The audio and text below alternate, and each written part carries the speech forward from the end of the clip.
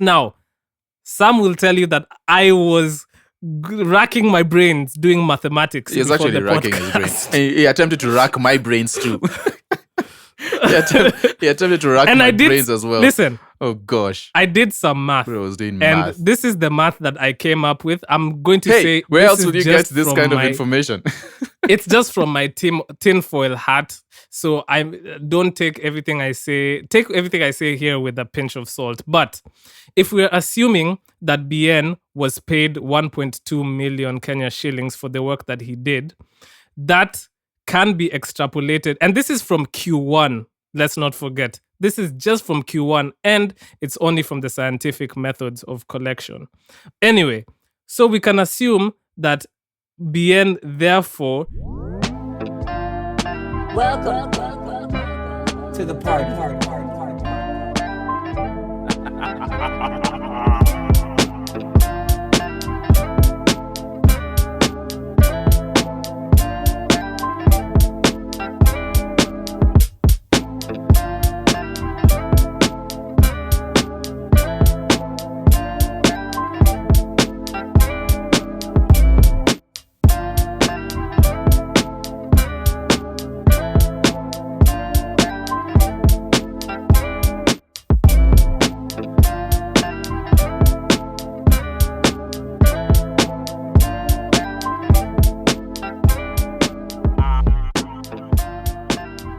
Yo, what's up, and welcome to episode 81 of the 30% podcast, also known as the greatest music podcast on the land, hosted by yours truly, Afam, and my amazingly talented co-host, Sam. Sam, what's up? You're just heaped full of praise today. Praising the podcast and me. What's up? Yo, Sam is amazingly talented, as I said. He is an amazingly talented producer and engineer who you can follow on social media at Are is late to the party Double on ARE, Instagram. if you You will. can follow myself on _Afamefuna on Instagram. You can follow this podcast on social media as well.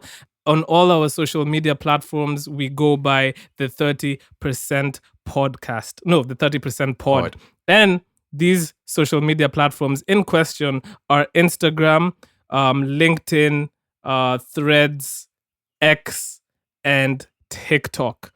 You can stream this podcast on YouTube Music, on Spotify, on Apple Podcasts, and I don't think Anchor Podcast exists anymore. I need to remove that from my notes. You can stream this podcast just by typing the words the 30% podcast, and our podcast will pop up on those specific sites. Yep. Sam, tell me about your week. Ah, man.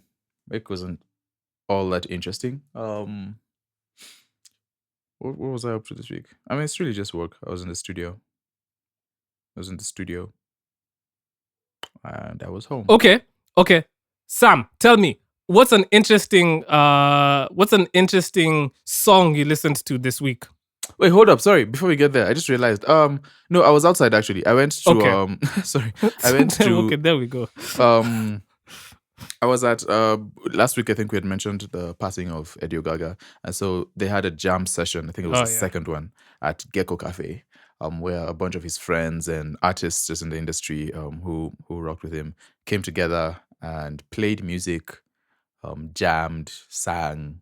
You know, so it was a really cool atmosphere. I saw a whole bunch of people I haven't seen in a while, but more importantly, Yeah. there were a lot of people who showed up just to pay their respects and, you know, just feel some sort of music brings people together, so feel some sort of It does, unity. yeah. Yeah. Of course, off the sad circumstances, but it was just really cool to see Mhm. people come together and celebrate life. So that was really dope. But yeah, I was in the studio chilling. Made the song of my life, and I'm starting to get disillusioned because now I'm starting to make like really decent music, but I don't know how to drop it because one of it will be EDM and the next will be Afrobeat and then the next will be some. I'm confused as an artist. We need to have that conversation as multifaceted artists. Is that how you say that? How on earth are we supposed to move in the industry? Because now I don't want to, because there's a whole thing of you need to release consistently and similarly so you can like gather a fan base. So when you're jumping between genres, like how do you do that? I have no idea. Okay, let me not say I don't. I have some sort of idea, but it's just, it feels more complicated than it sounds to me. Anyway, yeah, that's what I've been up to. Not much, just creating and living. Do you still want me to answer the music question? We could do that right now. Actually, yes. Did you listen to anything that was interesting this week? Like this outside of just like your own, what you listen to in general. Yes, actually, the song I think I've been replaying for a while. Actually, it's two songs. Number one is, and I realized this the last when Thames released her project, right? And I realized I end up gravitating towards the song that people don't really like the most on the album, like the song, like the least streams and stuff like that. The song I really like of Thames' album is T Unit. It's like a weird, almost Lauryn Hill-esque type beat. T Unit. And she was just like, she's rapping on there. It was interesting. So I really like that. And the other song, my brother put me onto it. Shout out to D. You're a goat. You're the real one. It's a song called Freeze Tag featuring Felix. Spelled Phoelix. It's by Terrace Martin, Robert Glasper, and Ninth Wonder, and Kamasi Washington. Yeah. And Dinner Party. There's a lot of people on this song. But it samples the Boondocks, what do you call it? Like a Boondocks jingle, Boondocks song. One of the jingles that they usually have during the song. The Boondocks is the cartoon. Oh, really? That's pretty cool. Yeah, so it's just really fire, man. It's boom bap, it's sampling music. I love it. So anyway, that's that. Actually, now I'm actually interested to know what you listen to that you're rocking to. This week, I listened to a song called Uh-Oh by Collide, by a band called Children Collide. Children Collide. Yeah, I like Children. Yeah. I like Children Collide. I think I first ever listened to the music on a game or something. Hope they're not getting injured. But yeah, I just found this song randomly on TikTok, and I was like, "This is a vibe." So I was just really obsessed with that song. And TikTok proves themselves useful again. What did you do during the week? It does. I just made a bunch of music. And yeah, my week, to be honest, was very slow. I'm not gonna lie. So I don't really have any thing of interest to add to what my week consisted of. Really, it was one of them. When it comes to pop culture, I mean, it's been a good week for people who consume shows and stuff like that. Love Island is on. If you're listening to this podcast and you watch Love Island, listen, I'm there with you right now. That's the way I thought you were going. I am team Mimi. If you guys know Mimi is a real one. Hold up, what's Love Island about? Listen, how is it different from the other the shows? Love Island is a show where initially we'll have 6 guys and 6 girls go into a villa, and they'll couple up, and then within 2 months there's gonna be trials and tribulations. Of course. Kind of are aimed to splitting these couples and putting them through challenging times, and whoever sticks together at the end and seems like a genuine couple, one that will work on the outside, they win a prize, and I think they get £50,000 or something like that. They break up. Break that's up 1 week after the show. Oh yeah. Is it messy? A lot of them break up after the show. Is the production messy? It's very messy. Do the producers actively very messy to mess with? See. Yes. The producers actively put things and omit things to make the show very because a lot of times the contestants afterwards will be like, well, this actually happened. This is not how it went over. Yeah, it's editing. They always complain about editing. It wasn't included in the final cut. They do that a lot to kind of sway the audience to either like or dislike specific Islanders, but reality like TV is yeah, wild. it's a show that you watch to just kind of actively lose brain cells. By the way, Mimi, she did like mental health or something on the show. Shout out Mimi. Mimi is just amazing. You're shouting Anyway, at people on the show now. Man. Listen. I have to shoot my shot somehow. Bro, what this was is I not even right. gonna This is say? a 30% podcast. This is not Afam shoots his short podcast. You've done this twice Okay, now. no. You need to relax. No. You need to be calming down. Listen. Outside of Love Island, there's The Boys, which started. I love The Boys, and then there is The Bear is starting like at the end of the month. Oh, that's coming back. And That's there's fire. another show. I haven't finished season 2. Today, as we True. record. Oh, you haven't finished what? Of The Bear? Yeah. They're in season 2, right? Season 3 is coming out. Yeah, no, yeah. I haven't finished season 2. No, the season that's coming out is season 3. It's a really good show. Yeah. Though. Really So, good. bro, The Bear is amazing. Shout out Parks Parks is the one who put me onto that. But aside from people who know who Parks is will know. Yeah, I'm like, I was confused the with other Sparks. show that the other show that I really love that's coming out today as we record this podcast is House of the Dragon, which is the prequel for Game of Thrones. So as far as media and pop media is concerned, we're eating good. There's a lot to get distracted by. Podcast. Yeah, this isn't a Not at all. podcast about the various distractions we choose to. Yeah, that's not what we're doing here. Here we're here to talk ourselves. about the Kenyan music industry. And this week, but this week the internet has been a light. It has. So I guess we can start here because lit. this is something that generally, listen, it's not it's technically not music per se, but like its implications are far-reaching. Really huge. And this is the finance bill that was proposed for 2024, man. Infamous finance bill. It's infamous at this point, bro. And honestly, the hashtag reject the finance bill 2024 has been Hey, we're really not a political podcast. No, we're not really. But like this is something that affects all, and it also affects the music industry, as we will discuss in a few. But generally, I like the fact that a lot of people, who aren't really invested in politics have been for the past few days, because bro, the implications of this bill is insane, especially considering that we're living in times where economically a lot of people are struggling, and this bill essentially squeezes what little people are even making at the time being. You know what I mean? Like, yeah, they are really like trying to tax each and every single thing that we have, and that doesn't give anybody any incentive to even want to live in a country where you can't even move. Every single angle you look, they're trying to tax, right?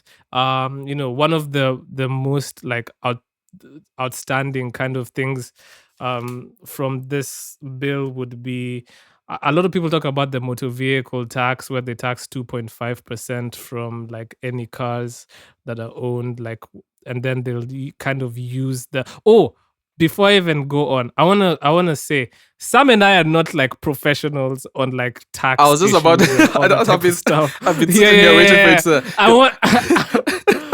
Because even I, we're like, not. I'm not. I think I'm just jaded. Like when you really follow politics for a while. Okay, not follow, because I've not really followed politics. It's all a game. But I get interested in like the major things that are happening, just so I know what's going on, right? Because I'm in a country, I need to know what's going on. But I don't really follow politics. Now and then a topic will like just like, it's like becomes like a pop topic, and you're forced to know about it, whether you like it or not. This is important, because this has a lot of implications, and the public outrage. I don't know whether public outrage on social media and everywhere is an indicator of how important something is, but I think it's a telling factor of something, right? It shows that Agreed. There's something going on with the people. So yes, as Afam is saying, we are not experts. We do not know every single line of the finance bill and what it Yes. means to the people. We're just here to really talk about sort of how it relates to the art world and specifically Yes. like the music world. To So the art world. yeah. Yeah. But I was just saying, there's some people who are also like providing some very like introspective kind of perspectives on like Twitter, for example, because somebody said like, and I can't find the tweet right now, which is unfortunate because I'd like to like shout them out, but they were kind of saying, there's this notion that some of these politicians are like, yo, the youth over here are just talking about this stuff and they don't really understand what taxation is, what an excise duty is, or what a levy is and stuff like that, which is true. Like a lot of us, that's not like our primary, that's not something that we are educated on per se. I would argue but somebody on Twitter was saying, somebody on Twitter was arguing that like, listen, the layman still does have a right to kind of talk about these things, because like if I go out to the kiosk every day to buy bread and it's 50 bob, and tomorrow I come and it's 70 bob, like that bothers me because that kind of like interrupts the flow of my life. Like I have to pay more than I was previously, and I'm gonna be mad. In that simple like interaction I've just kind of explained, like that person deserves to be like, well, exactly. Why is the nation something is for like the bread people being too, taxed right? more? Why is it more expensive? Yeah, exactly. So they don't have to necessarily understand the nitty gritty. Because listen, I did try and look at the bill, and I was like, wow, this is just a bunch of like legal It's jargon legal that jargon, I don't understand. Like, and I would argue on that point. Actually, I would argue like that half those politicians are looking at the bill and they're like, fam, I'm not sure what this is, because a lot of them are still laymen. I'm sure they don't even understand. Yeah. But anyway, so if we're talking about like the things that really stood out, was like I was saying, the motor vehicles, and then there's also what they're calling like the eco levy, which is essentially, and this is just me breaking it down in like my own understanding, like they're increasing tax on goods that have like a negative impact, in quotes, to the environment. Now, the problem with this, it involves things like diapers and things like sanitary towels. They're increasing tax on those. And it's just really like, it just doesn't make sense, man. First of all, these are things that should be free. They shouldn't even be taxed in the first place. Yeah, maybe. But like, and I give an example of bread. That's also gonna be included in this taxing thing, because like food for sure. If they as they increase the like motor vehicle like tax thing, transportation, like, that means that even fare is going to like increase, like the amount of what am I trying to say? Like vehicles that transport like goods and stuff like that are gonna increase their prices, and that's always gonna trickle down. It's just insane. But if we're talking about the music industry, the biggest part of or aspect of the finance bill that affects us is like the digital tax. Just the digital, exactly. And there are a group of organizations. Digital service tax. I'm just saying the digital service tax, exactly. So there's a bunch of things and implications there. So for example, so I'm just reading an article for Music in Africa. All musicians on the Skiza Ringback Tone service will now receive less revenue because Skiza is traded in airtime, and the payments are made net of applicable taxes. We recommend that VAT and excise on airtime and internet data be waived, as this is not a value-added product. The eco levy also, oh my god, there's going to be an eco levy on video cameras, SD cards, CDs, as well as TV, radio broadcasting, and sound recording equipment. Sound recording equipment, Sam. Like even buying the microphones and stuff that we use for this podcast. Cooked. Like, bro, we're gonna be taxed cooked. As well. We're so cooked. So let's see. I know, it's crazy. So what I was looking for was the digital marketplace income tax. So the bill proposes the introduction of tax withheld by owners or operators of digital marketplaces or platforms. It states that owners of these platforms should deduct 5% of income paid to Kenyans and 20% of income paid to non-residents and deemed to be derived from the country. So I'm thinking, like, does that mean like platforms such as YouTube, Spotify, all these type of things, like, do they have to deduct 5% of what they pay out already? Like to the people who upload media and content to those platforms? Like this is insane. The implications of this. Go ahead. Yeah, it is. No, like you were just saying, the implications of this is ridiculous. Our what do we call that? We keep mentioning the thing that determines how much you get paid from on YouTube. What's it called again? Oh, the CPM stuff. CPM. Sorry, our CPMs are already low, right? And our streaming numbers in terms of YouTube, just locally, like East Africa and stuff, it's not as high as other regions. So that's definitely going to affect the amount of pay that we get from it. And now when you throw an extra tax on top of that, that further pushes the artist back in terms of revenue and what they can earn relative to perhaps the quantity of content that they're putting out compared to other markets, right? It makes I don't know what they sat down in that room to talk about. Anyway, let's keep talking about the but I'm just saying, I mean, to finalize on this, man, like included in the whole digital taxation part or portion of the bill, it's also like those foreign services which now have to pay 20% of their gross turnover. Those services are subject to include things like ride-hailing services like Uber and food delivery services. I guess that includes like Glovo, Uber Eats, Bolt Food, etc. Freelance services, professional services, rental services, I think like Airbnb, all that type of stuff, and task-based services. I also saw Uber threatening to leave the country, all that type of stuff.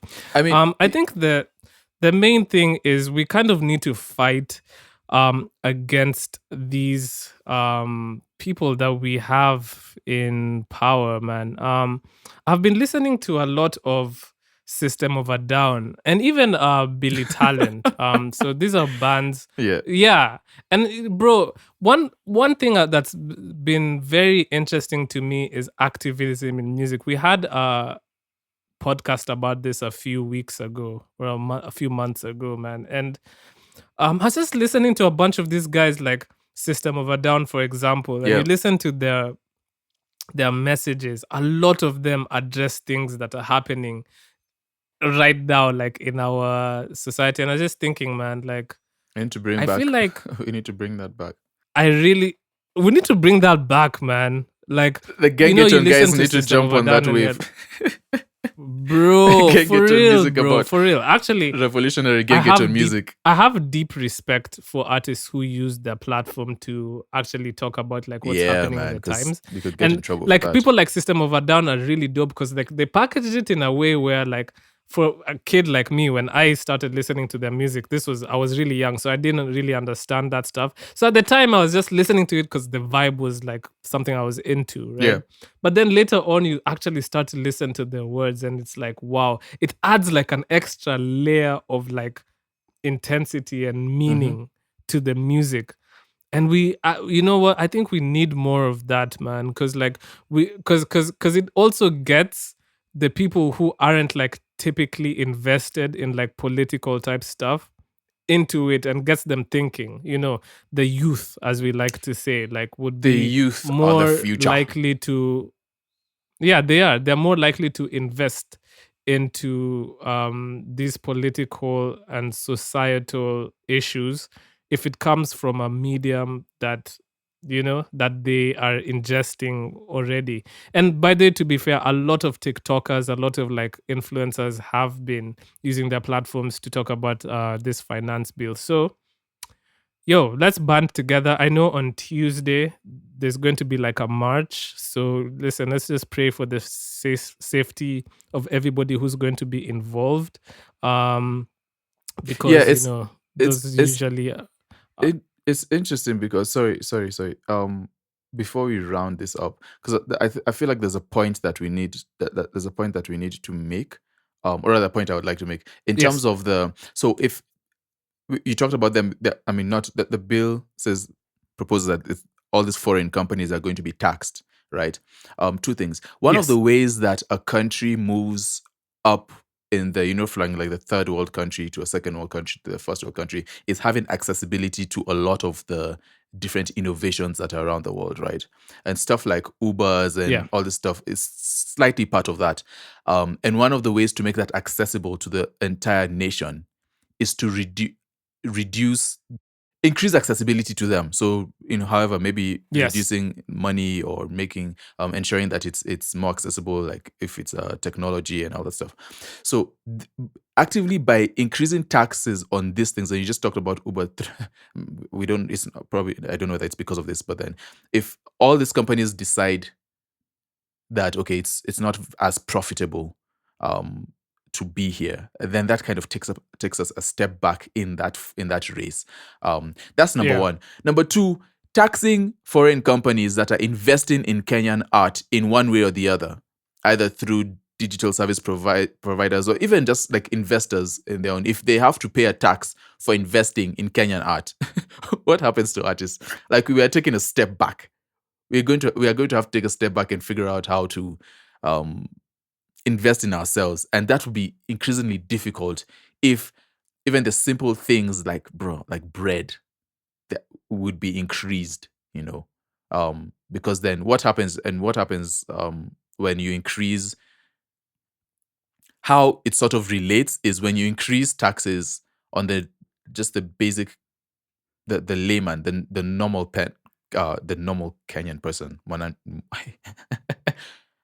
When you increase taxes on just the layman, the taxpayer, right? We could say it. When you increase taxes on the taxpayer, that affects what they prioritize in their lives, especially if like it's not a very high earning nation in terms of the individual earning capacity, right? So when you increase that, what tends to happen is art usually would take a lower level. If you had to spend money between bread, if you had to choose to spend money between bread and buying a beat for a song, most people are going to pick bread, right? Because you have to survive. And so that's how it impacts art. It's like Afam is saying, like I try to shy away, I'm going to say shy away. I don't shy away, but then I try to stay away from promoting or doing whatever the negative of that is in political issues, but this just doesn't make much sense. It's ridiculous. And then you have MPs saying that, oh, the ones that you pick that you don't like, we'll get rid of them. Why put things that we are going to get rid of on the bill? I don't know, man. It's just frustrating. It's just frustrating. I agree, man. It's very frustrating, man. And honestly, ridiculous. I don't know. We kind of need... we need change, essentially, bro. And been crying. I mean, one of the avenues, like we said, one of the avenues we said is this Occupy Parliament march that's happening on Tuesday, 2:30 p.m. Like we said, we hope and pray that it's gonna be peaceful. But like they said, the dress code is black. Carry a placard, a handkerchief, a bottle of water. Please, I guess they're anticipating. I hope it's not going to be a hot day. They are. Yeah. I guess so. Also, there's the whole thing with like the tear gas. But anyway, listen. Yeah. I just hope it's gonna be peaceful. We need to say something against this finance bill because, bruh, it affects all of us. Even us in the creative sector, we are gonna be affected. So, we need to we need to rise up, man. Listen, it just has to happen, man. And we can't let them do this to us. Yeah, my hope is even greater than that. I think, and you almost you lose the hope I'm talking about. It's very easy to lose that because this is a cycle that repeats itself. And I think we've gotten to a point where we feel as though, and it's really sad, but we've gotten to a point where we feel as though the politicians are fighting for themselves and not us.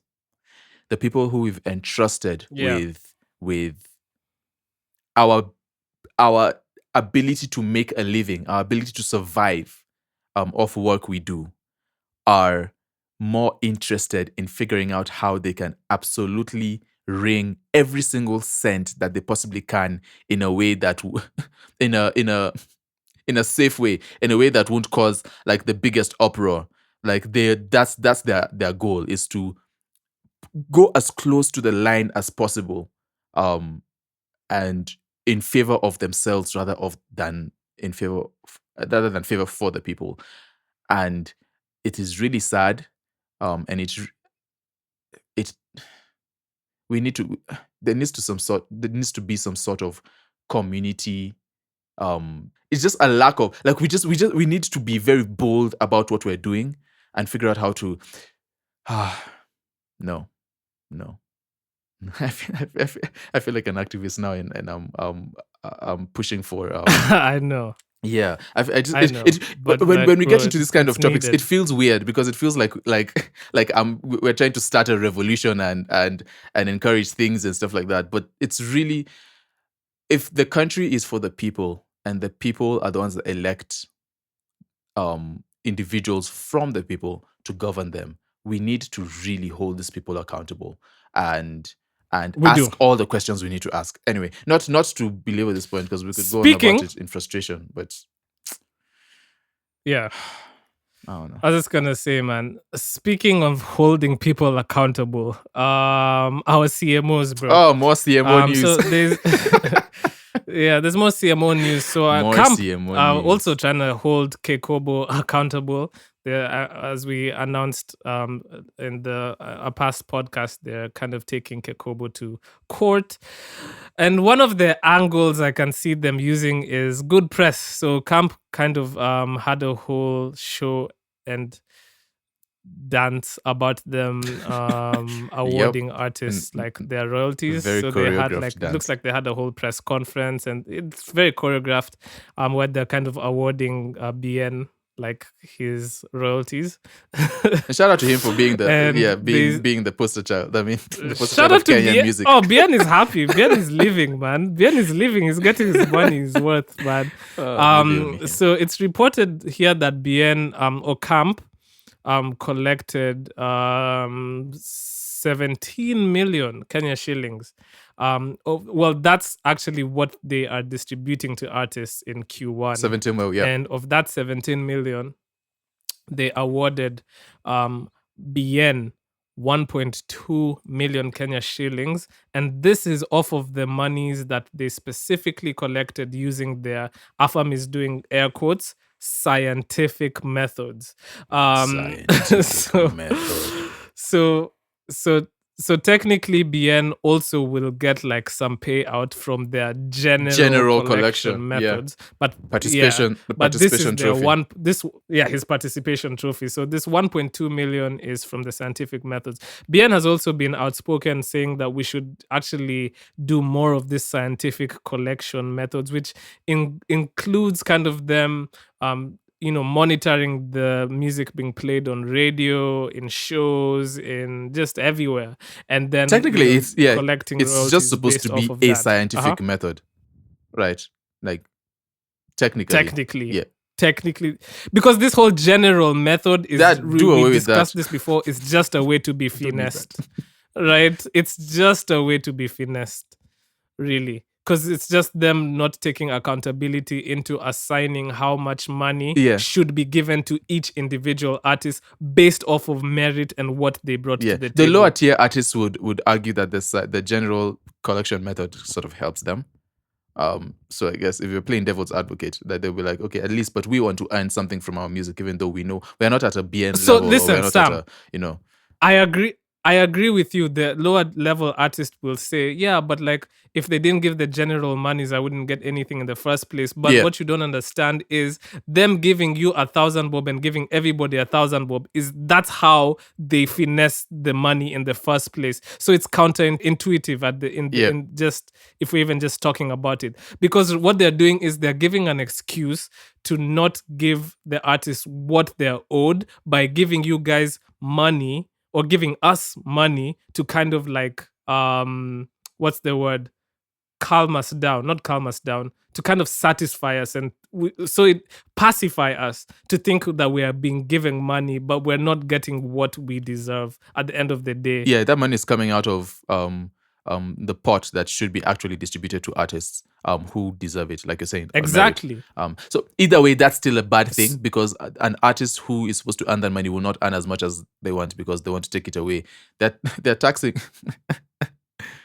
So KAMP, so I'm just reading here. KAMP is happy to report that we now have completed the Q1 royalties declaration that had both general and catalog-based payments and the scientific payments in accordance with our distribution rules, noting that this is from only 21.2% of amounts KAMP receives from the collections. We are thus far happy with the performance. Now, some will tell you that I was racking my brains doing mathematics. He's actually racking his brains. He attempted to rack my brains too. he attempted to rack my brains as well. Listen. Oh gosh. I did some math. I was doing math. And this is the math that I came up with. I'm going to say, where else would you get this kind of information? It's just from my tinfoil hat. So I don't take everything I say here with a pinch of salt. But if we're assuming that BN was paid 1.2 million Kenya shillings for the work that he did, that can be extrapolated. And this is from Q1. Let's not forget. This is just from Q1, and it's only from the scientific methods of collection. Anyway, so we can assume that BN therefore should, from all the CMOs, because remember, they said that KAMP only collects 21%, which means that a whopping 80% of money is unaccounted for. BN is making this 1.2 million from the 21%, not from the other 80%. But anyway, I continue. So if you follow me, therefore it means that BN should technically be earning 5.7 million Kenya shillings from all the CMOs combined. This is just assuming that, and this is just coming from the scientific collection method. That's it. And this is also only assuming the 60% of what KAMP pays out, because I have to reiterate, KAMP only pays out 61% of what it collects to the artists. The other 39% they use for their administrative, I'm doing air quotes, for their administrative purposes. So if we're doing the maths correctly, and those people who do mathematics will be following, that means that technically... Which people are those? Everybody. This means that technically, and I don't want to bore you guys with like all the technicals, but technically BN should be earning 9.5 million Kenya shillings from all the CMOs combined. Afam, that's what's snitching? owed to him. Is this considered No, I'm snitching? just saying. I'm just doing my math. I'm just doing the math based off, You're just doing off math. of the information I have. Just doing That's math. all I'm Okay. doing. I'm just a man doing math. So Don't light up technically, bros sport in like that. Okay. So technically in Q1, BN is Yeah. owed 9.5 million Kenya shillings from all the CMOs based off of the scientific methods of collecting royalties. Let's just call that 10 million Kenya shillings. Now, we multiply that by 4 because this is just Q1. Boy. Therefore, Yeah. that could point to the fact that BN earns 40 million Kenya shillings from his royalties if he's getting what he deserves. Obviously, I'm sure he does not see that money, but if he's getting what he deserves, that's what he should be getting. Which is insane, don't you think? It is a lot. Well, it's a lot compared to what we know artists to earn. Yes. Right? Yeah. Yeah. If you really follow the numbers and we like if we do the math and we end up in the big number, like what artists are supposed to earn, I mean what like doing the math and then getting to the, remember when we did it, what was it, 500 and what million a year? I'm going there. I want to explain how I get to, let me just explain how I get to that figure. So this is just as a case study from BN. Now, based off of the math or the numbers that have been presented to us, right? This is all public information. And also, I'm just kind of like projecting and seeing, because also there are a lot of things, because the numbers that you receive each quarter will not be the same. This is just a projection, right? So KAMP claim to only collect 21% of royalties, right? Or that's what they collected in Q1. So we can assume that that 17 million that they keep on talking about that's what they collected, right? That's the amount of money that they pay out to the artists, which means that 17 million is 60% of 100% of what they collected. Follow me here. So this means that the 100% of what KAMP collected this Q1 is 28 million if you do the math correctly. Now, that means that 28 million Kenya shillings is equivalent to 21%, which is what KAMP collected in the entirety of Q1. Now, if you're following me here up till here, it means, therefore, if KAMP collected 21%, and if that 21% is 28 million Kenya shillings, that means in the entirety of Q1, 133 million Kenya shillings was collected by all three CMOs. Technically, we're just using the numbers that are afforded to us, right? That means we can extrapolate, all things being equal, if all the quarters generated the same amount of money, which it won't. But you also have to remember that Q1 isn't even really a high consumption period for music. I feel like more revenues are generated in Q4 because that's when a lot of people are consuming music. So even the numbers could be higher than what I am stipulating. But listen, bear with me. So if 133 million Kenya shillings are collected in Q1, we can therefore deduce that at a lower limit, 533 million Kenya shillings is collected via our royalties per year. We've done this math before in a previous episode, but yes, 533 million Kenya shillings, there is a potential that's what's being collected. I don't know if I'm crazy here, but like just based off of the numbers that we've been given, that it just makes sense. That's what I'm seeing. Also, interestingly, with this math, that means that BN earns a whopping 7% of the revenue that's generated in the music industry per year, which is insane. That's not even including Sauti Sol. Yeah, like that's crazy. BN is a big boy when it comes to the music industry, like because that's insane. Those are insane numbers. No, there's a lot of money. It seems like a lot. Well, again, a lot is relative, but it seems like there's a lot of money. And that's why that's why I'm thinking that's why they really fight over this whole collective thing, being the sole CMO, of course, etc. Because there genuinely looks like there's a lot of money to be made here. 533 million Kenya shillings isn't a joke. Now, here's the thing though. In America, right, the collective societies, also known as the PROs, will collect 90% for the artists and take 10% for their own administrative purposes.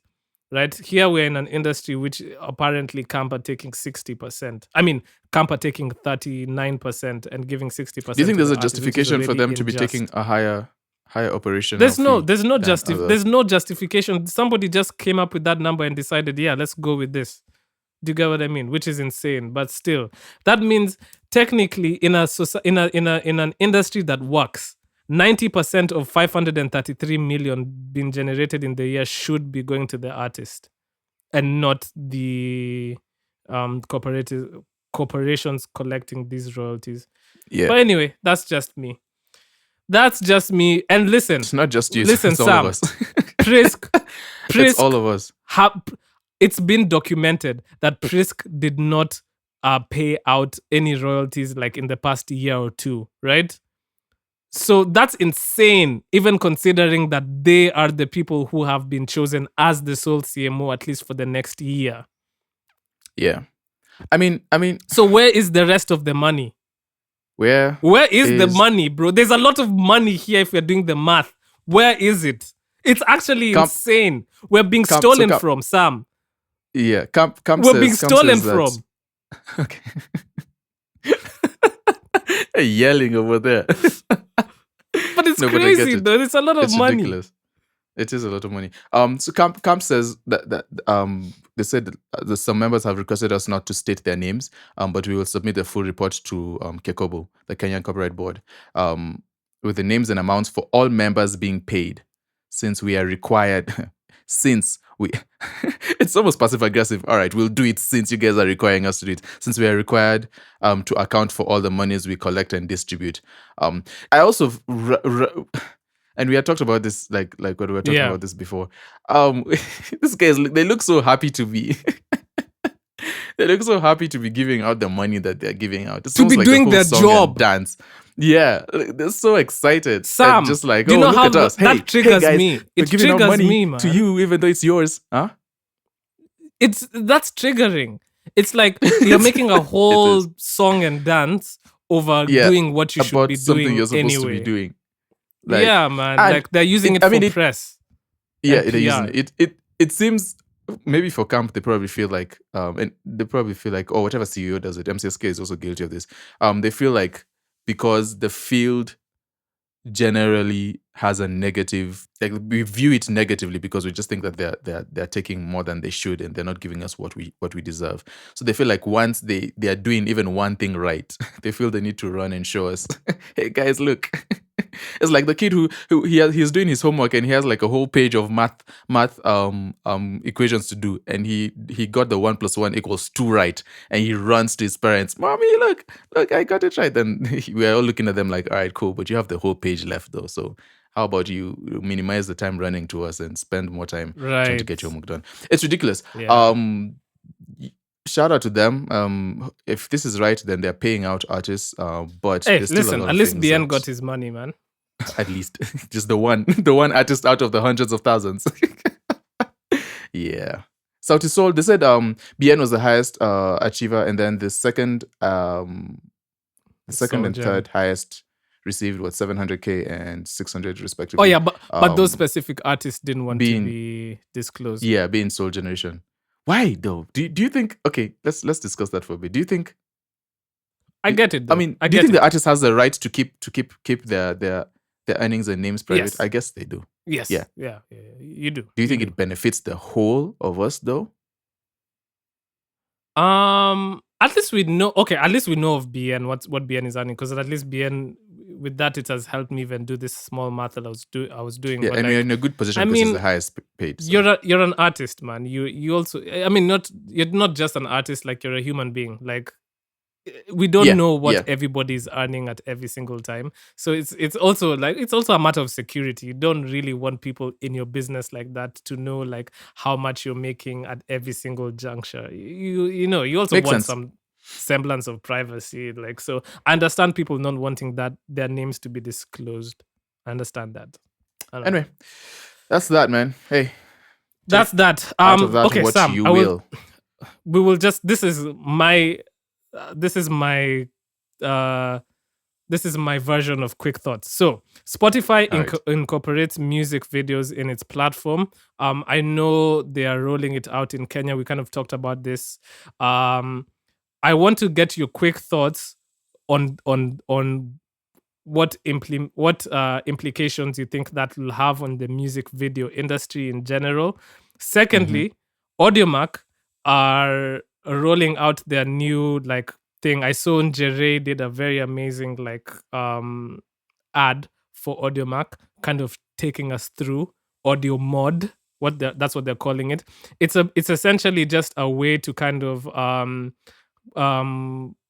customize your music listening experience. So if you want to listen to a chopped and screwed remix of a song, a sped up remix of a song, just like a not remix but version, like a version that's muffled, a Yeah, the version that's slowed just down, high reverbed, end all of that. only, all that Yeah. type of stuff. You have the capability to do that, and you have the capability to save your preset and share it with your friends, so that you can show them that, yo, my version of the song is way better than even the song itself. Sam, Audiomack are definitely with the like artist. they're the scapegoats for, not scapegoats, but they're like the test, because I know they're the test projects for this, because I know Spotify are also thinking of doing something similar, but they haven't like really like committed Yeah. to it. It's like in Formula One when one of the lower drivers like changes their wheels to like hards and stuff, and everybody looks at them to see, is it gonna work for them? And Is it if going it to work? does, Yeah, they yeah. all do the Yeah. same thing. So I feel like Spotify and all of them are just kind of observing Audiomack to see how that works. So for these two things, Sam, tell me your opinions on them. Go. I think the big conversation with the whole Spotify, or at least from what I've seen, is a lot of people are saying that is it going to rival YouTube? First off, no, right? Because Yeah. YouTube offers way, way, way more than music videos. It does. But I mean, it depends. Honestly, now thinking about it, it's going to depend on how much data you can save on. Because if you can listen to music, it's very convenient, right? Because if you can listen to music on Spotify and the video is right there, right? And that video sort of counts towards numbers. Like, it's very easy just to click on the video and watch it from there, rather than have to exit out of I like the song, I exit out of the app and go onto YouTube and Go so to it's very YouTube. convenient, it's very easy. Yeah. But now that they're taxing data, that might be. Do you think the numbers generated on the video will just be the same as the streaming, or will they be separate? It's confusing. I'm pretty sure Spotify would have found a way to work with what would be the largest video platforms, so that they can link their numbers together. It should, if you're talking about just streaming in itself, yeah, that could be. That's an interesting question. I don't know how it works, because I would think it would, though. I would think it would, because Okay. I would think it would, because it's on the platform and they should count it, right? Oh, okay, then that makes sense. The Audiomack idea, I like that. It's really cool. It's really cool. The ability to mess around with your music and do whatever you want to it. It's just a fun thing. It's something that gets people more engaged with music, and it promotes streaming numbers. It promotes it promotes artists themselves, because now you're hearing them in a different way, and someone could be like, they might not necessarily listen to the song in the way it came out, but if they hear the slowed down version, like, oh wait, who is that? And then that kind of piques their interest. So that's a really cool thing. It'll be interesting to see how that is done across different platforms. I know my only issue is the quality good? I don't know. I haven't played around with the Audiomack one, but I'm saying the wider industry might not like this, because you see, like Taylor Swift.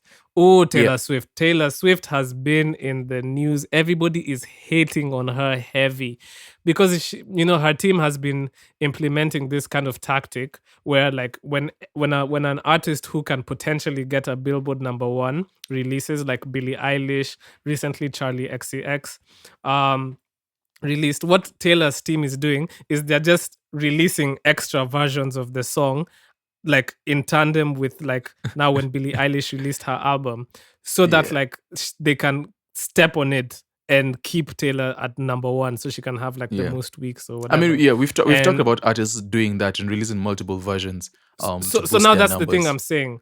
So now that's what I'm saying. So like, if just the consumer, the typical consumer, can have the ability to make a sped up or a slowed down or a chopped and screwed version of the music by themselves, then that reduces the incentive of the wider music industry to juice the numbers by releasing multiple versions. So I'm sure a lot of people are gonna be like, nah, we don't like that. You know what I mean? It's blocking. It is. Technology is always going to do what technology does. So maybe they'll find a way to stop it. And I guess a telling factor will be whether like a Spotify implements that, because Spotify is one of the major ones. And if enough artists fight against that, and labels, all of these labels that are sort of in talks with Spotify and linked, and have shares with Spotify actually, if they decide ultimately they decide against it, and we don't see this idea being implemented, then we kind of know, okay, yeah, maybe they fought against it. But you're actually right. I feel like artists will fight against that because it's it's taking away a bag that's really, unless it's a bag. It counts, unless it still counts in that way, because there's a way they'll have to figure out a way that they implemented that it counts. Like if you play it chopped and screwed, it still counts as a. It would anyway. Yeah. If it counts separately, then yeah. But I don't know how they'd like finesse that. But hey, we'll see. Anyway, man. Yeah, man. Yeah, let's go to new music. Well, before I want to talk about two music related things. One, Rick Ross wishes Khaligraph Jones happy birthday. Did you see the video, and what do you think? How are you doing this, man? Really? Are we? No, happy birthday to Khaligraph. And also, clearly, Rick Ross is invested in Khaligraph Jones' birthday, bro. Like, he wished him happy birthday. How that connection happened. Yeah, I don't know. But like, it's dope, right? Hey, happy birthday to Khaligraph, man. And secondly, listen, I said I want to talk about this because like I feel usually whenever I see like somebody leaving like the music family, or I mean taking a hiatus, one thing you have to be also is just very supportive as well. But obviously there's always a part of you that's gonna be like, damn, like, you know. So Njeri recently kind of just said she's kind of taking a hiatus from music and focusing on other things, which, you know, power to her. But like, we also will miss her, man, because shout out to Njeri. She's one of the artists who the upcoming artists who you listen to and get very excited at the potential and stuff. But hey, I'm pretty sure she'll come find her way back. Or if she doesn't, it's also fine. At least we enjoyed the music while it was still there. Yeah, man. I just felt I had to say that. Sam, what were you listening to that was tingling your ear hairs? Tingling my ear hairs. Of course, I don't know how to pronounce it, so I'm not even going to try. But Karun released the full project with new. Do you know what it means in French? I saw that somewhere. I don't remember though. I saw it somewhere. It means bear. Bear. Yeah. So she released that full project with GR and Hook, and it features just Manifest, and it's mostly them three. So that was really cool. I really enjoyed. I like the Wondering Why, because I really enjoy. I don't know why. I just like people rapping and singing over bear samples. Like I don't know why. It's just a thing for me. Yeah, that was cool. Before you move on from that, like, I was talking to a friend who managed to attend the listening for that project, and bruh, they were telling me that Karun was, and I guess that's the meaning of the word anu is bear in French, and I feel like she really talked about a lot of like topics that were very, very like personal. Like, she even talked about like some abuse that she's experienced, and she talked about her kid, and I was just like, bruh, being an artist sometimes is very difficult because like you're sharing like some really personal things, man.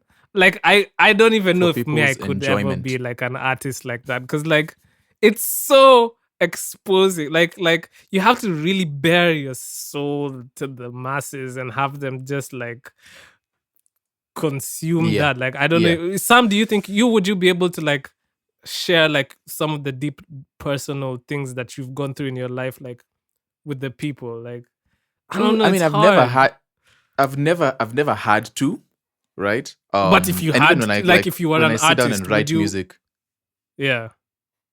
When I sit down and write music, I tend to mask it and try and make it relatable to multiple people and sort of like remove myself out of it. But I do understand there are artists who really thrive in presenting like themselves bare, But that's the thing, though. People really appreciate it when you put yourself into the art, no?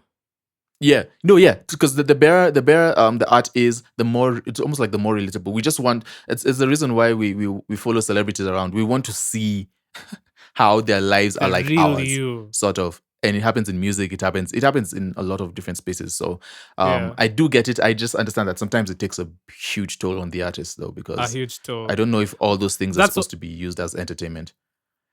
That's why I want to really just give a big shout out to Karun because I think this is one of her best like steps forward, like in terms of like her art. I think she really put a bodies of lot work into this project, and it goes. It I think it's, bro. The music itself, like, is really good, high level stuff. Shout out to Karun and Hook and GR. Yeah.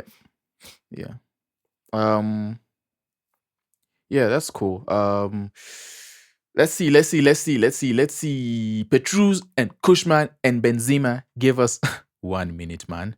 Shawin Gardner, and who is a gospel artist, like a legendary. Let me not say legendary. Let me not put legendary on people, but he's like a well-known. And he's been around for a while. A gospel artist released a song with BN called "Find Me Here," in parentheses, blessings, find me, Afropop remix. So that was cool. Let me see, what else did I listen to? I listened to Faith Kimani. I don't know how to pronounce the other one. TY1 Taiwan. Same. It's Taiwan. I think it's Taiwan. It's Taiwan. It's Taiwan. Oh my goodness, it's Taiwan. It's Taiwan. This is bro. This I is was also embarrassing for the both of scratching us, my man. head. I was like, how do I embarrassing for the It's both of us. Taiwan. Yeah, but I was about to say teen. Even me, I was pronouncing it as teen. It's Taiwan. There's a song called Perfect. Oh my god. Yeah. Umboja Sounds continues their drop. I wonder whether they're going to like compile all the songs they're releasing, because they've been consistently releasing since like the beginning of the year into like a whole project. Almost every week. It's a lot of music. But see, it's slowed down. They released Satisfaction, slowed down. So even then, they're playing the game. Shout out to them. Let me see, what else did I... Saint Evo. I always like listening to Saint Evo. He does really cool Afro house release music. Idaziz Gemini. Saint Evo's song is called Over You.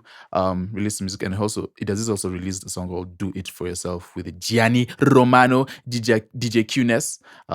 So that was cool. Let me see. There's a lot of music, so I don't want to... some producer love. Some producer love. Modest Jabari. Who we know he has produced a lot of songs for Kinoti, Kinoti's previous projects. So yeah, so he's venturing into his artist era, and that's always cool to see. He released a song called Catch a Vibe. He also released a song with Kinoti this week. As a producer myself, man, I want to shout out to him, because like it takes like a lot of guts to like also take that step. Yeah. And this is just, by the way, we've not There's something I wanted to mention. I'm seeing the just in the gospel scene. Wodomolo is doing there's the whole one of them challenge. I don't know if you've seen that. And he's just inviting a bunch of people from different places to like do like an open verse, and there's a lot of people doing it. So that's really cool to see. Speaking of open verse challenges, I know I know Valerie Mudoni is doing like a remix challenge and an open verse challenge the one she dropped with something. Yeah, the one she dropped with BN. So that's cool, man. It's usually a nice tactic to hop on. Yeah, it's a nice tactic to also increase the life cycle of the song. So I respect it. Yeah. I'll just mention a few things and I'll pass it over to you. Kilihipi, Audiongori, Kilihipi and the Swami dropped Audiongori. Some more rap for your head tops. There's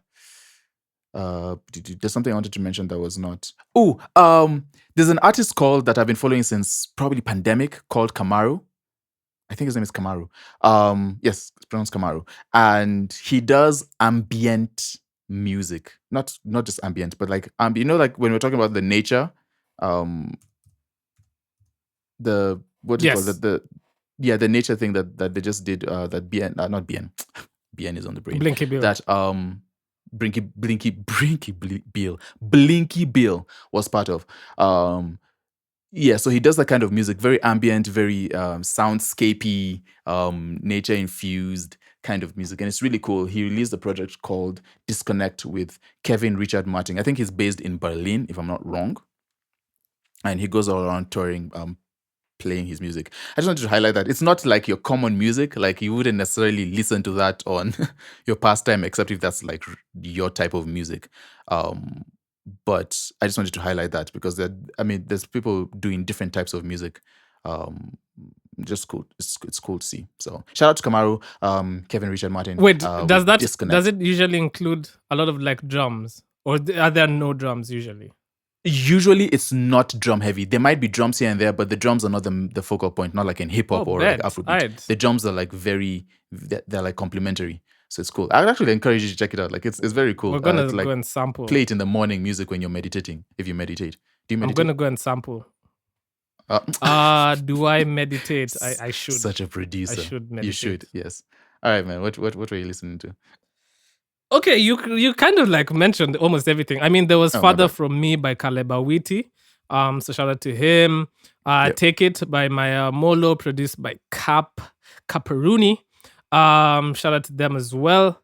There was bro, you kind of said everything almost. Bandit, Jovi Jove, Tokyo Sauce. Jovi Jove, Tokyo Sauce, and Badman Bright. They released Bandit. It was on Rage Beat. So shout out to I don't think I've had Jovi on Rage, so shout out to that. Small Wins by King Kirby. I know King Kirby also had like a Zama Sessions last week. So Kirby's star keeps on rising. There was I Know by Albizi, produced by KAMP again. So KAMP is just everywhere. Another KAMP produced songs, Balenciaga by Barack Jacuzzi and Silverstone Bars. Does this guy sleep? Does KAMP sleep? Somebody tell me. Does KAMP sleep? He should make that a tag. Anyway, there was Kacha. Oh man. Oh, you already mentioned Blinded by Kinoti, so shout out to him, man. Kinoti never disappoints. Bounce by Melina Gold and Sophie Nyambura. Melina Gold is really, she's on her come up, so shout out to her, man. Dimba Refix by Godi Tena and Soundcraft, man. The Urban kids. I feel like Urban has slowed down a little bit, but they're still out here like working on stuff. So shout out to them. Blessings by Joshua J and Zinia Manasseh. Zinia never disappoints, so shout out to her. And I think I have said everything but the song that I would like to like focus on this week, which is Now You Know, Umeniknow by Sean MMG, YW Smith or YBW Smith, lilmaina, and Danski. Don't forget the Watoto Wakorofi. Shout out to them, man.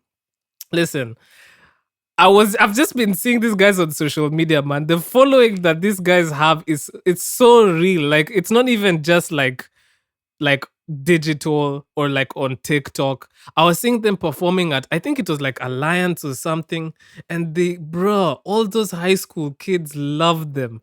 Oh my god, like it's real like fandom. Like it's insane. Like they're having like an insane moment right now. So shout out to them. And with this particular song, Now You Know, it's fun, it's vibey, it's what you expect from them. So Sam, I would like to play Now You Know by Sean MMG, YBW Smith, lilmaina, and Danski.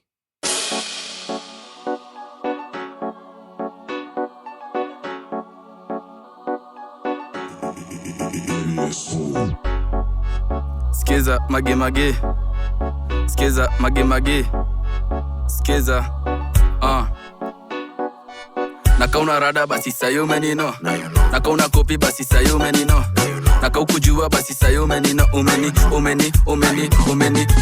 Nakauna rada basi sayo menino. Nakauna kopi basi sayo menino. Nakaukujua basi sayo menino. Umenino. Where you at, nigga? Niko na form, now you know. Jumanze nimejipin mandom. Sign kona do, these ladies wanna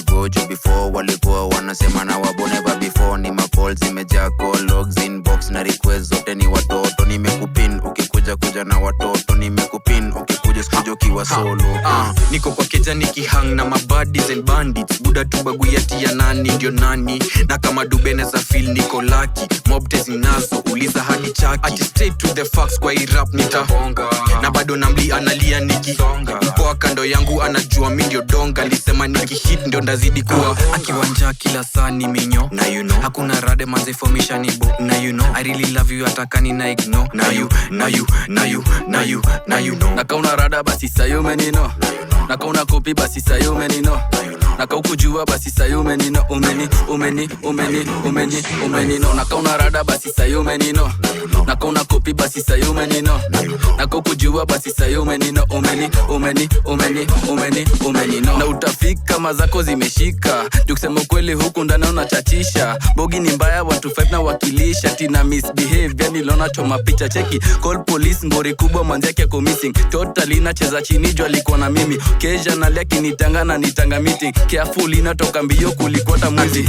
Hakuna kucheza chini because you all know. Mokorona chachisha na choma photo. Na mimi niko kwa stu na deal na hiyo flow. Niko na motive so now you all know. Niko na balls nigga. Ganji na ziches buda ni tetom nigga. Kwenye rap manze sisi ndio ma top figures. Cheke nyuma convey this is how we roll nigga. Sisi ndio madon nigga. Nimekuja na mabadis walami. Zimeshika sana napigia wazazi. Niko locked manze nishakuwa mnati. Weni mwere unashinda na mabati. Nakauna rada basi sayo menino. Nakauna kopi basi sayo menino. Nakaukujua basi sayo menino. Umenino nakauna rada basi sayo menino. Nakauna kopi basi sayo menino. Nakaukujua basi sayo menino. Umenino.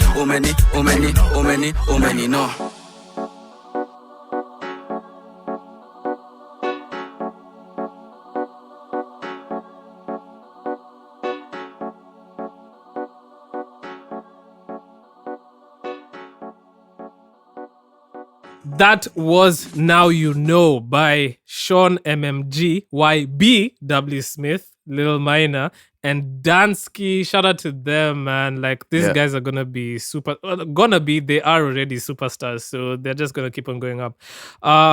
That was episode 81, man. We're squarely in the 80s now, which is insane. Soon we'll be in the 90s, and then we'll have 100 episodes, man. We need to do something special for episode 100. I'm feeling the pressure. The pressure is getting worse right now, Sam. I do not know what we're gonna do, but we have to do something. What do you think? Just breathe in, breathe out. There we go. Okay. There we go. I got this. Let me not panic. Let's wrap this up. It's a long one. Episode 81. As always, guys, thank you guys so much for listening to this podcast and supporting us. We look at the stats sometimes and we're like, whoa, even if it's slow, like there's growth, like our audience is slowly growing, and that's actually very, very heartwarming. We really appreciate you guys always, Our man. hearts If are it wasn't for you warmed. guys, we wouldn't do this. So shout out to y'all, man. And I would like to leave you with my special words, which I came up with, the 3 C's, which have helped me and hopefully can help you.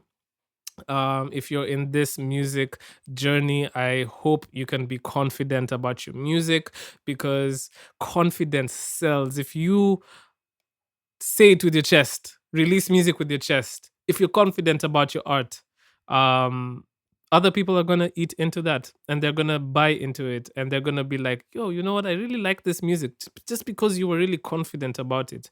You need to be consistent. You cannot slack when it comes to the music industry, because you will be forgotten, trust me. Unless you've really, really established yourself, if you're not releasing music, nobody's gonna remember you, and they're just gonna kind of move on to the next thing, because there is somebody to fill in the space that you're occupying. So you need to be consistent. And lastly, always work on your craft.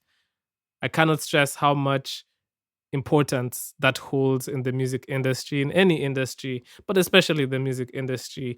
And this is actually something that I need to take myself, because I found myself in the past week or two not being very inspired to make beats and stuff like that, Sam. And it's just like, yo, I need to, I also need to just, even if you're not inspired to make beats, you should just still make them. Discipline, Even if they come out Discipline horribly and stuff like yeah. that. Yeah. Discipline Just keep discipline going, works man. better for you than inspiration It does. as an artist sometimes. Definitely does. Exactly. So don't rely on motivation or inspiration. Sometimes you just need to like work on your craft, even if both of those two things are absent. And that's all for me. Sam, did you have That's anything cool, you wanted to say? Yeah. I mean, just on that last point, working on your craft. We were having a conversation earlier before the podcast, and I just realized that it's important for Yes. artists to also align themselves with people who, not yes men, yes women, right? People in your corner Yes. who are always championing I you, just said but yes people after who are that. going to. Sorry. Yeah, people who are going to challenge you and push you in ways that you might not necessarily like, but it will be good for your art. And so it's just important to have that. Play your music for people who who are might be difficult with you, and just be open to constructive criticism, right? And I know where this is going. Yeah. No. I'm not. I'm not. I'm not. No. I'm not going to do that. Sam and I I had a podcast before this podcast. We argued for, I want to say, half an hour. It got very, very heated. Very We were heated. arguing Yeah, about yeah. something. And it was along these lines. Maybe one day we'll share, but maybe not today. Maybe one day. Let's not even say maybe one day. One day we should just abandon being politically correct and just We should. and drop We some should, bombs. we should. But no. Anyway, yeah, it's important to align yourself with those people and strive, because the greatest, one of the artists who I respect his artistry is Kanye West. And Kanye West is, I've heard stories of Kanye West, like even unsolicited, he'll just be playing, like you go into a session and he's around the corner, he'll jump into the studio and plug his hard drive in and just play it for everyone in the session, just so you can see their reaction. I just think it makes for better art. It helps you gauge exactly where you are. And beside that, on another point rather, I was having a discussion this week with someone, and we're talking about, because I do the whole procrastination talk at the end. We're talking about procrastination as an artist, and not just procrastination as an artist, but then the fear that people have in putting their art out, especially when we're starting, like because we're looking at the field and you're like, oh man, these guys are doing music at a way higher level than I am, and I'm going to take But then the thing about that is, if you don't start, you're never going to get there. Right. Facts. And so it's part of the course to taking that step. The journey. What's that quote? The journey of 1,000 miles starts with one step. Is it? In Africa, it's kilometers. That's the journey exactly of 1,000 kilometers starts with one step. That's exactly it. Yeah, and fear should not be. If you're making a decision and fear is a factor in that decision, you probably should not make that decision. If the fear is not a rational fear, if it's an irrational fear, I don't know if I'm going to make it. It's a fear of the unknown. Fear and faith, they both rely on the unknown. It's much better to use faith as a guide rather than fear, because fear is almost always a negative emotion. So... yeah, man. Yes, go out sir. and create. Doesn't matter whether you're creating at a low level. Doesn't matter whether you're creating at a high level. Your art is your art. Be proud of it and get it done. Episode 81. That was episode 81. See you guys on episode 82. We out.